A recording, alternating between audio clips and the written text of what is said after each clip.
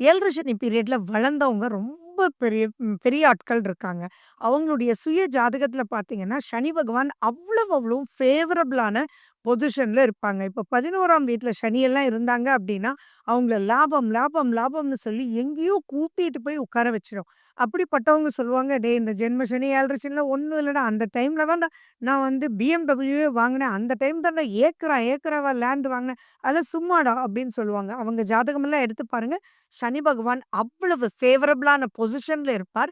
சனி பகவான் வந்து குருவினால் பார்க்கப்பட்டிருப்பார். அவங்க எல்லாம் கவலையே பட வேண்டிய சுய ஜாதகம் தான் 80%. 70-80%.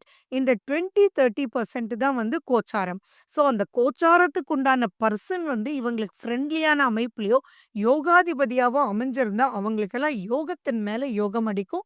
அவங்க எல்லாம் தான் நீங்க சொல்ற மாரி பிரம்மாண்டமான வளர்ச்சி. சொல்லணும்னா இட்லி கடை வச்சிருக்காங்க, இப்ப நகைக்கடை வச்சிருக்காங்கடா! அப்டின்லாம் ஒரு பெரிய வேரியேஷன் பார்க்குறோம் இல்லையா?